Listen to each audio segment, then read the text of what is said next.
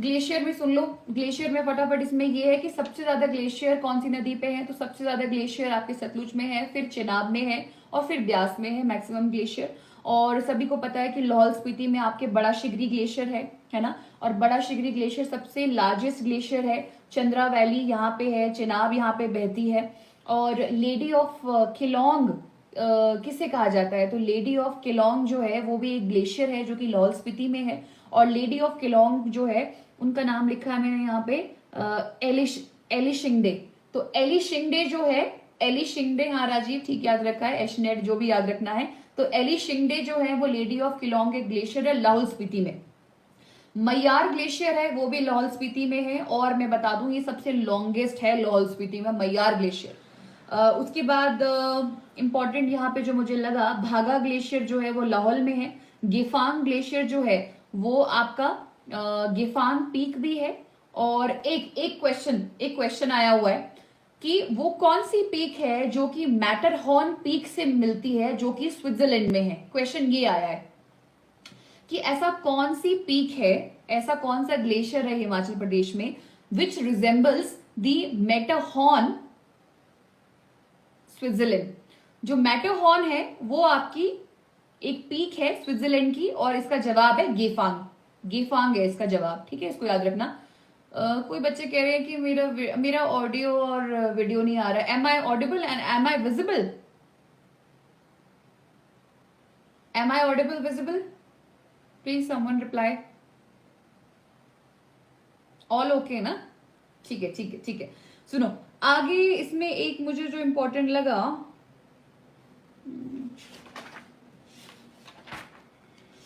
Valleys देख लेना जो मैंने बताया। बल वैली जो है वो आपकी सुंदरनगर की सबसे, मतलब सुंदरनगर में सबसे फर्टाइल वैली है। और बल वैली जो है वो शिमला और शिवालिक के बीच में पड़ती है, बल वैली, है ना, यानी जो आपका सुंदरनगर वाला एरिया है। बाकी कांगड़ा का सारा पोर्शन धौलाधार और शिवालिक के बीच में पड़ता है, ये भी पता होना चाहिए। क्यारदादुन वैली बहुत इंपॉर्टेंट है। क्यारदादुन वैली जो है आपकी वो कहाँ आ गई? क्यारदादुन वैली बेसिकली पोंटा वैली है जो आपकी सिरमौर वाली वैली है। पोंटा और देहरादून के बीच में यहाँ पे यमुना बहती है, और इंपॉर्टेंट है ये भी ना, क्यारदादुन वैली आपकी पोंटा वाली वैली है। बाकी माउंटेन पासेस हैं इसमें, तो माउंटेन पासेस का मैंने एक डायग्राम यूट्यूब पे, मतलब अपने चैनल पे बनाया हुआ, उसको देखो जाके। और उसमें देखो चंबा और कांगड़ा के बीच कौन सा पास है, जैसे फटाफट बता देती हूँ मैं। देखो चंबा के इंपॉर्टेंट पासेस कौन सा है, चंबा और भटियाट के बीच में है बसोडन पास, चंबा और जम्मू कश्मीर के बीच में है पादरी पास, और चंबा और पांगी के बीच में दो पासेस हैं। कौन कौन से? सच पास और द्राटी पास। तो सच और द्राटी चंबा और पांगी के बीच में है। चंबा और कांगड़ा में जितनी भी जोतें हैं जैसे कि तोरी, वारू, तलांग, भीम घसूत्री, चौरी, जलसू, ये सारी की सारी चंबा कांगड़ा के बीच में है। भरमौर और कांगड़ा के बीच में सिंघोड़, इंद्रहार और निखोड़ा, ये इंपॉर्टेंट है, ठीक है। चंबा और लाहौल के बीच में कौन सा है? तो चंबा और लाहौल के बीच में आपका है कलीचो, कुगती, शिफ्टिंग पास, ये सारे उसमें है। मैंने अपने यूट्यूब चैनल पे कराया हुआ है, इसको पढ़ लेना प्लीज, उसको देख लेना अच्छे से, ये इंपॉर्टेंट है और क्वेश्चंस आते भी हैं। किन्नौर और गढ़वाल के बीच में शिंका पास, बुरुआ, रुपिन, नागांव, कामीलागा, ये सारे के सारे किन्नौर और गढ़वाल के बीच में, ठीक है। और आई थिंक मैंने इसके नोट्स भी डाले हुए हैं पासेस के ना, तो इसको देख लेना उस पर जरा ग्रुप पे। चलो हाइड्रो इलेक्ट्रिक पावर प्रोजेक्ट फटाफट कर लेते हैं। थैंक यू अभिनव। सुनो हाइड्रो इलेक्ट्रिक प्रोजेक्ट के बारे में बात कर लेते हैं। हाइड्रो इलेक्ट्रिक पोटेंशियल बहुत इंपॉर्टेंट है। जो भी सर्वे और बजट में इस बार आया हुआ है उसको हमेशा हमेशा याद रखना कि कौन सा प्रोजेक्ट जो है इसमें इंपॉर्टेंट है। जैसे किन्नौर के बारे में बात करूं, किन्नौर में सभी को पता है संजय विद्युत प्रोग्राम बोल रही हूँ, संजय विद्युत हाइड्रो इलेक्ट्रिक प्रोजेक्ट बहुत फेमस है, ये है। बास्पा कहाँ है? बास्पा भी आपका किन्नौर में है। नाथपा कहाँ है? नाथपा झाकड़ी भी आपका किन्नौर में है। नाथपा झाकड़ी जो है वो आपका 1500 है, ठीक है, 1500 मेगावाट का है। खाब, वो मैंने इसको कैसे याद रखा था कि खाब देखे झूठे मूठे किन्नौर में, तो ऐसे याद रखना पड़ता है कि खाब कौन सा हाइड्रो पावर प्रोजेक्ट है, तो खाब देखे झूठे मूठे किन्नौर में, तो खाब जो है वो आपका उसका है 10-20, तो ऐसे याद रखोगे खाब देखे झूठे मूठे 10-20 किन्नौर में, तो कुछ ऐसा सा याद रख लो। तो जो खाब हाइड्रो इलेक्ट्रिक प्रोजेक्ट है वो आपका किन्नौर में है। करछम सबको पता है कि वो प्राइवेट है और वो किन्नौर में है। जांगी, चांगो, रुकटी, शोंगटंग, करचम, ये सारे के सारे किन्नौर में है आपके, ठीक है। लाहौल स्पीति में, लाहौल स्पीति में हिमाचल का सबसे छोटा, आप बोल सकते हैं स्मॉलेस्ट मेगावाट का जो हाइड्रो पावर प्रोजेक्ट है उसका नाम है रोंगटोंग। ये भी पूछा जाता है कि रोंगटोंग हाइड्रो पावर प्रोजेक्ट कहाँ है, तो रोंगटोंग आपका लाहौल स्पीति में है। थिरोट भी आपका चिनाब नदी पे है लाहौल स्पीति में। कुल्लू में कौन सा आ गया, कुल्लू में ब्यास नदी पे है सेंज, लारजी, है ना। हाँ बिल्कुल ठीक कह रहे हैं, रोंगटोंग जो है वो आपका 2 मेगावाट का है, सबसे छोटी कैपेसिटी का है ये। चंबा के इंपॉर्टेंट है, चंबा में है हिब्रा 260, चमेरा, ठीक है, जो कि आपका रावी पे है। इसके दो प्रोजेक्ट्स है, एक 300 का है, एक 540 मेगावाट का है। बेरास्योल, बेरास्योल न्यूज में भी था, पिछले साल सर्वे में भी था, रावी नदी पे है, 198 मेगावाट है बेरास्योल। होली, होली प्रोजेक्ट भी आपका चंबा में है, रावी नदी पे है, 3 सालों की होली यानी 3 मेगावाट। 2 रोंगटोंग लाहौल स्पीति, 3 होली चंबा। सेली और रावली जो है ये दोनों के दोनों आपके चंबा में है, इसको याद रखना। तो कौन कौन से हो गए, हिब्रा 260, चमेरा 300 और 540, ये हम लोगों ने चंबा में देखा है। बेरास्योल 198 मेगावाट, होली 3 साल की होली यानी 3। कांगड़ा में बहुत फेमस है गज और बनेर, गज और बनेर, ये सारे के सारे आपके ब्यास पे है, इसको याद रखना, ठीक है। तो मंडी में कौन कौन से हाइड्रो पावर प्रोजेक्ट आ गए, शानन जो कि बहुत फेमस है। शानन हाइड्रो पावर प्रोजेक्ट जो है वो उल नदी पे है, और जो उल नदी है वो ब्यास की ट्रिब्यूटरी है। शानन जो है वो 110 मेगावाट का है और ये जोगिंदरनगर में है। Oldest hydro power project of Himachal Pradesh, 110 बार शनन, इसको बोलते हैं 110 बार आप शनन कीजिए। शनन का मतलब आप कुछ भी मान लो कि आप सलाम कीजिए या नमस्ते कीजिए, सो 110 बार शनन है आपको, तो वो है जोगिंदरनगर में, ओल्डेस्ट प्रोजेक्ट है हिमाचल का। बस्सी जो है वो भी मंडी में है, ब्यास में। उहल, उहल ब्यास की ट्रिब्यूटरी है मंडी में।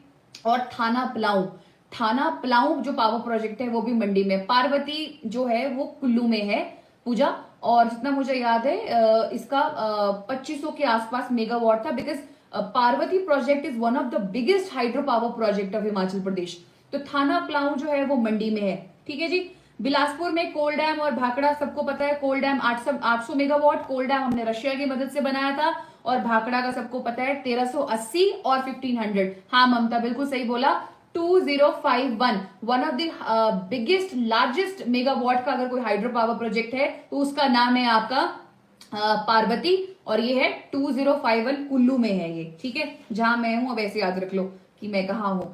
अच्छा उसके बाद यहाँ पे नाथपा जाखड़ी, नाथपा जाखड़ी में बोला हिमाचल प्रदेश का कितना शेयर है, नाथपा जाखड़ी में हिमाचल प्रदेश का 25% शेयर है, इसको भी याद रखना, है ना। और रशिया की मदद से हमने कोल डैम बनाया था, 800 मेगावाट का था, हाँ ये लिखा है मैंने। Parvati hydro electric project maximum capacity का हाइडल प्रोजेक्ट है हिमाचल प्रदेश का, और बिल्कुल सही पकड़े आप लोग, 2051 यानी 2051 मेगावाट का प्रोजेक्ट है ये। मलाना वाला सबको पता है, मलाना यानी कुल्लू में, है ना, 86 का। बास्पा 300, गिरी 60, तो मैं ऐसे बोलती थी 60 बार गिरी, तो 60 बार गिरी। और जो बेराड्योल था आपका वो मैंने बताया था 198, गिरी कैसे बोलेंगे, 60 बार गिरी, है ना, 60, ठीक है। ऋतु अब आप लोगों को टीम बनानी पड़ेगी और इस नोट्स को आप लोग अच्छे से एक नोट्स का वो तैयार करो, थोड़ी सी मेहनत करो आप लोग। मैं आप लोगों को फुल सपोर्ट दूंगी इसमें, और फिर हम इसका एक हैंड रिटन नोट्स का एक निकालेंगे जो हिमाचल में हम सभी बच्चों को जो भी तैयारी कर रहे हैं उनको हम देंगे, फ्री में देंगे, और है ना, ये भी अच्छा रहेगा। नेशनल पार्क्स में मैं आ गई, इसमें तो मुझे कुछ खास नहीं लग रहा। आप लोगों को मैंने पेंटिंग करवानी है ना, एक ना ये भी है इसमें, देखो टाल कॉन्फ्रेंस कब हुई थी, 1927 में हुई थी टाल कॉन्फ्रेंस, है ना। ये भी आपके रिवोल्ट्स वगैरह हैं कि हिमाचल में क्या क्या हुआ था और किस किस तरह से रिवोल्ट्स हुए थे, जैसे कि रामपुर बुशहर में पद्म देव थे, और है ना, और जैसे कि धामी ट्रेजेडी कब हुई है, धामी ट्रेजेडी जो है वो 1939 में हुई है धामी ट्रेजेडी। और किस किस के बीच में हुई है, तो सीताराम वर्सेस धामी का जो राजा था वहां पे, राणा दिलीप, उनके बीच हुई है। फिर उसके बाद एक इसमें सुकेत भी है। सुकेत सत्याग्रह देखो एक 1947 में भी हुआ है, जहां पे सत्यदेव बुशैरी थे और लक्ष्मण सेन के बीच हुआ है। मंडी कॉन्स्पिरेसी जो है आपकी वो 1914 की हुई है ना। फिर उसके बाद मंडी कॉन्स्पिरेसी के बाद, मंडी कॉन्स्पिरेसी में कुछ लीडर्स का नाम आता है, जैसे शोभा राम है, मियां जवाहर है, रानी खैरगढ़ी है। ये तीनों के तीनों बेसिकली अरेस्ट भी हो गए थे ये लोग, है ना। तो शोभा सिंह बड़ा इंपॉर्टेंट है, मंडी कॉन्स्पिरेसी से रिलेटेड है। और हाँ क्यों नहीं, हिंदी मीडियम देखो मैंने जो नोट्स बनाए हैं वो तो हिंदी में इजीली ट्रांसलेट हो सकते हैं, कोई इशू नहीं है इसमें। बिलासपुर में देखो आप लोग सभी को पता है कि यहाँ पे जुग्गा आंदोलन हुआ था, तो जुग्गा आंदोलन हुआ था। फिर यहाँ पे हिमालयन रियासत प्रजामंडल 1938 की, मैंने पहले भी बताया था, पदम देव यहाँ पे सेक्रेटरी बने थे। ताल कॉन्फ्रेंस 1927, 1926 में आपका ठ्योग मूवमेंट हुआ था, जिसको यहाँ पे इंपॉर्टेंट जो सीएम बने थे यहाँ पे ठ्योग के पहले, वो उनका नाम था वैद्य सूरत प्रकाश, है ना। तो ये सब इसका पार्ट है। ये आप लोगों को नोट्स प्रीलिम्स में भी काम आएंगे, नायब तहसीलदार में काम आएंगे, सब इंस्पेक्टर में। हिमाचल का कोई भी जो एग्जाम है जहां पे हिमाचल का पोर्शन इंपॉर्टेंट है, उसके लिए नोट सफिशिएंट है ये, मतलब गुरखा हिल्स, ब्रिटिश हिल्स। चलो इसमें आ जाओ, सोशल कस्टम्स में आ जाओ, जो मैं करवाना चाहती थी आप लोगों को। डांसेस वगैरह है ना, डांसेस वगैरह है। And thank you so much, thank you. Social customs में आ जाओ, यहाँ पे डांसेस वगैरह में देखो। चंबा के डांस के बारे में बात करूं तो बस सुन लो एक बार कौन कौन से हैं। तो ये है, मैंने यहाँ पे फॉर्मूला बनाया है चंबा के डांसेस का। अगर किसी ने देखा है मेरा चंबा वाला, तो मैंने उसमें बड़े फनी तरीके से पढ़ाया है कि चंबा को कैसे याद रखोगे डांसेस को, कि एक गद्दी इंसान है, मैं भी गद्दी हूं, एक गद्दी इंसान है, तो वो चंबा से गुजर रहा है। और तो यहाँ का जो डांस का नाम है, देखो कैसे, वो हाथ में दीपक लेके जा रहा है, और एक हाथ में दीपक है, एक हाथ में उसके द्राटी है ना, द्राटी जिसको बोलते हैं। फिर द्राटी के बाद उसके पास और भी कुछ इंस्ट्रूमेंट्स है, जैसे द्राटी के बाद डांगी भी उसके पास है, और डांगी के बाद उसके पास पैरों में झांझर भी उसने पहनी हुई है।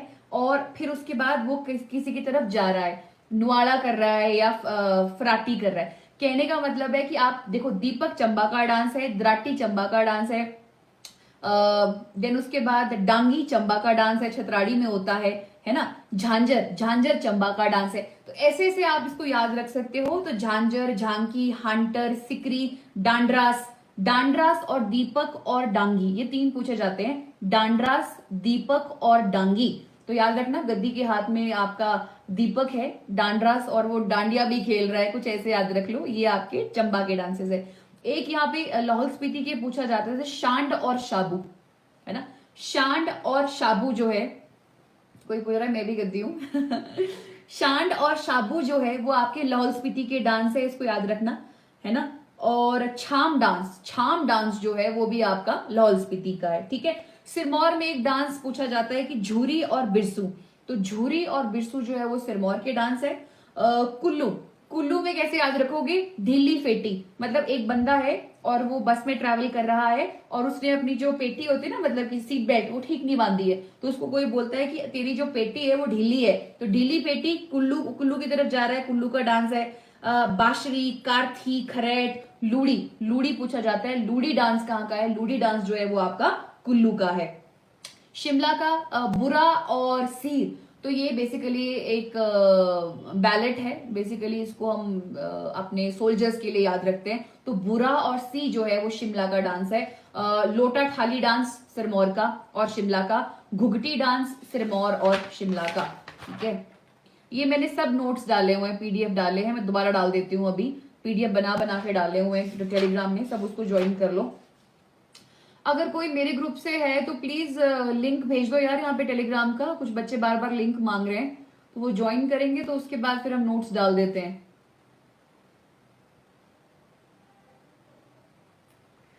ठीक है ना।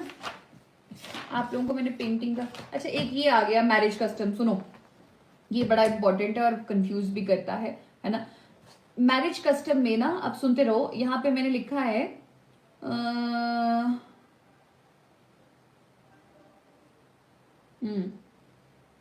ठीक है, हाँ। तो इसमें ये पूछा जाता है कि रोवरी, धामू और मजोमी क्या है। सुनो दोबारा, रोवरी, धामू और मजूमी क्या है? तो ये क्वेश्चन में आता है कि व्हाट इज रोवरी, धामी एंड मजूमी? तो जवाब आता है मिडलमैन, बचोलिए जिसे हम कहते हैं उसे कहा जाता है मिडलमैन। यानी जब लड़का लड़की की शादी होती है तो बीच में एक बचोलिया होता है जो रिश्ता लगाता है, उस बचोलिए को कहा जाता है रोवरी, धामू और मजोमी। ठीक है, उसको बोलते हैं ये। तो अच्छा, दूसरा इसमें क्या होता है? दूसरा इसमें बाटा सट्टा। एचएस में पिछली बार मेंस में 4 नंबर का क्वेश्चन आया था, व्हाट इज बाटा साटा। तो बाटा साटा बेसिकली क्या होता है कि मान लो कि किसी के घर से किसी लड़के की शादी हो रही है कहीं पे, तो जिस बहू के घर से, मतलब जिस लड़की के घर से जो भी लड़की है उसके घर से उसके भाई का रिश्ता उसके हस्बैंड की बहन के साथ होगा, मतलब एक्सचेंज है बेसिकली। इससे ये रहता है नंबर 1 कि कुछ लेने देने का सिस्टम नहीं बचता है ना। पहाड़ों में तो यही होता है, बाटा साटा ही होता है। अभी हमारे परिवार में भी और मेरे पापा के फैमिली में भी जो लीनिएज में बाटा साटा ही हुआ है। जैसे बुआ वहां चली गई, वहां से कोई यहाँ आ गया, वो बाटा साटा है ना। तो उसको याद रखना, ये बाटा साटा क्या है? It is exchange in marriages. अगला सुनो, इसमें है कि कुछ मैरिजेस के टाइप होते हैं, जैसे रीत। रीत बहुत इंपॉर्टेंट है। रीत मैरिज क्या है? रीत मैरिज का सिंपल सा मतलब है कि अगर कोई लेडी, मान लो कोई मैरिड लेडी है और वो जो लेडी है अगर छोड़ के जाना चाहती है अपने प्रेजेंट हस्बैंड को, तो क्या होगा कि if women wants to leave her husband, है ना, तो वो आदमी जो है कुछ अमाउंट उससे लेगा, कुछ रीत अमाउंट उससे लेगा and he will let her go. तो बेसिकली रीत मैरिज का सिंपल सा मतलब है कि अगर कोई औरत अपने पति को छोड़ के जाना चाहती है तो वो जो पति है उस औरत का, वो कुछ अमाउंट जो है वो उससे चार्ज करता है। तो हो सकता है उस लेडी का जो नया हस्बैंड होगा वो उसको कुछ अमाउंट देगा, है ना। Anyone please share the Telegram link यार, कोई शेयर करो, कोई तो होगा उसमें से, ग्रुप में से है। हाँ, सो रीत इज अ टोकन मैरिज कह लो या दूसरी जगह शादी करने का एक पॉइंट है, रीत है, उसको रीत कहा जाता है। आगे सुनो, झांझरिया क्या है? तो झंझराड़ा है बेसिकली, झंझराड़ा।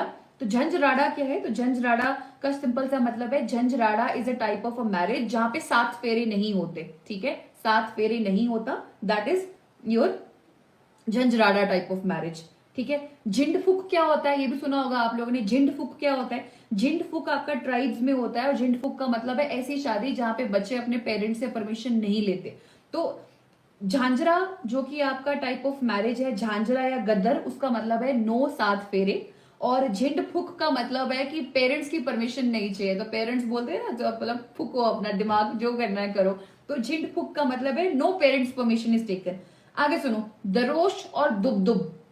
मैं किन्नौर से हूँ, मेरे मम्मी किन्नौर से है, तो आप लोगों को मैं बताती हूँ वहां पे ये दरोश और दुब मैरिज होती है और कैसी होती है किन्नौर में। किन्नौर में क्या होता है कि जैसे कुछ फेस्टिवल होता है तो अगर कोई मेल को कोई फीमेल पसंद आ जाती है तो वो उसको जबरदस्ती खींच के अपने घर के अंदर लेके जाता है, और अगर वो चली जाती है और अगर वो सक्षम होता है उसे खींचने में, तो अगर वो भी रिवोल्ट नहीं करती तो उनकी शादी हो जाती है। तो इसे कहा जाता है दरोश और दुब। दरोश का मतलब होता है जबरदस्ती, तो दरोश और दुब। हाँ कमल, मैं पार्शली मैं किन्नौर से भी हूँ, मेरी मदर किन्नौर से है, तो वहां पे है ये दरोश और जो दुब है, यानी जबरदस्ती की शादी, या वो बेसिकली उसको female is dragged by the male who is interested in her. ठीक है, ये हो गया। उसके बाद सुनो, दाम चालशिश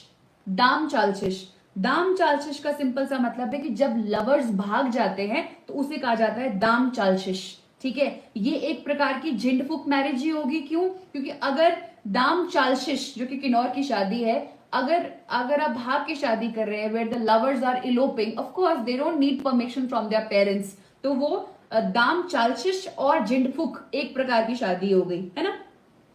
अगला सुनो, हरी दुब। एक है आपका ना, ऊपर मैंने आपको बताया था दरोश या दबदब, एक है हरी दुब। हरी दुब का मतलब है कि बॉय किडनैप कर लेता है। ठीक है, बॉय